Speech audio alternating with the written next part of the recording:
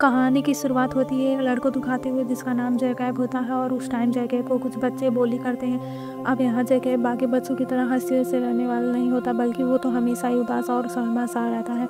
अब यहाँ पर हम देखते हैं कि जैकब और उसकी मैनेजर जैकब के घर जा रहे होते हैं और तभी जैकब के पास कॉल आता है और ये कॉल उसके ग्रैंडफादर की होती है। यहाँ उसके दादाजी उसे कहते हैं कि बेटा प्लीज़ तुम घर में तो आना, यहाँ पर बहुत खतरा है, यहाँ पर आओगे जैकब, यह लगता है। अब यहाँ पर जैकब को लगता है कि क्योंकि उसके दादाजी अब बूढ़े हो चुके हैं, इसी वजह से वह इस तरह की बिहेव कर रहे हैं।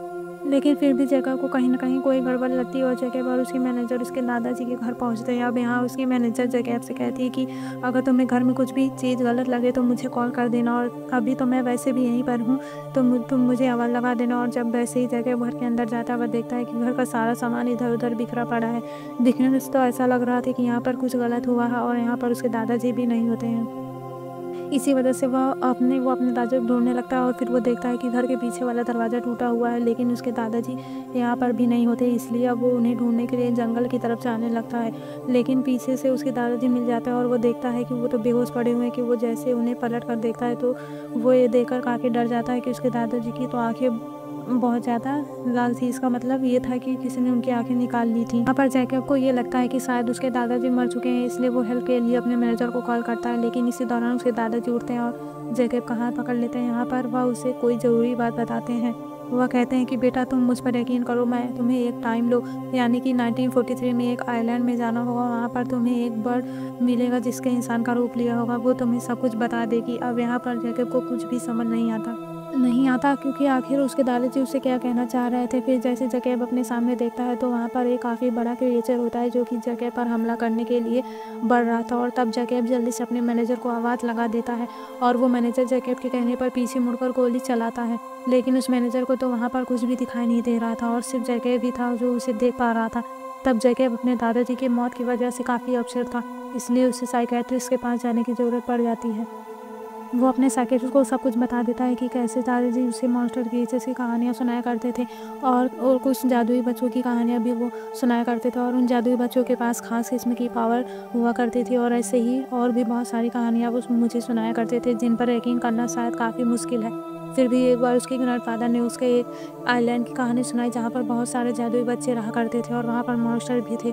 क्योंकि उस टाइम जैकब काफ़ी छोटा था, इसी वजह से वो इन कहानियों को सच मानने लगा था और वो इन कहानियों को बाकियों के साथ शेयर भी करना चाहता था। और इसी वजह से जब वो ये कहानियाँ अपनी क्लास के बच्चों को बताता तो सारे बच्चे उसका मजाक बनाने लगते थे, उस पर हंसने लगते थे, क्योंकि ये सब कुछ तो कहानियाँ थी। अब जैसे जैकब बड़ा होता जा रहा था उसका भी इन कहानियों पर से यकीन उठता जा रहा था, क्योंकि अब उसे भी ये सब कुछ रियल नहीं लग रहा था। हालांकि उसके दादाजी उसे यकीन भी दिलवाते हैं कि नहीं बेटा, मैं तुम्हारे साथ कभी भी झूठ नहीं बोलूँगा और ये सारी कहानियाँ सारी चीज़ें सच हैं। अब यहाँ पर जैकब और उसके फादर के ताल्लुक कुछ ज़्यादा खास नहीं थे, इसी वजह से जैकब अपने ग्रैंडफादर के साथ ही रहा करता था। लेकिन अब क्योंकि उसके ग्रैंडफादर की तो मौत हो गई थी तो इसलिए अब वो अपने पेरेंट्स के पास शिफ्ट होने वाला था। अब वो अपने घर जाता था तो वहाँ पर एक पार्टी चल रही होती है। उस पार्टी में एक लेडी जैकब को एक किताब देती है और ये किताब उसके दादाजी की होती है।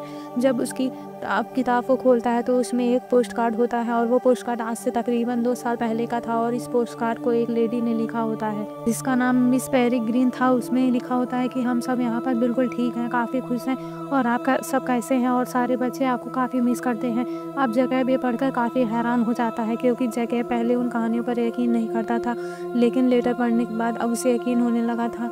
हो सकता है कि वो आइलैंड मिस पेरेग्रिन और वो बच्चे सच हों। अब यहाँ पर उसके साइकेट्रिस्ट उसके पेरेंट्स से कहती है कि आपको जैकब को कहीं बाहर ले जाना चाहिए घुमाने के लिए, तो इस बात पर जैकब के पेरेंट्स मान जाते हैं। तो घूमने के लिए जैकब उसी आइलैंड को चूज़ करता है और अब जैकब वहाँ जाने के लिए काफ़ी एक्साइटेड होता है क्योंकि वो भी जानना चाहता था कि आखिर उसके दादाजी उसे क्या कहना चाह रहे थे, यानी कि उन्होंने ही उसे यहाँ आइलैंड पर आने के लिए को कहा।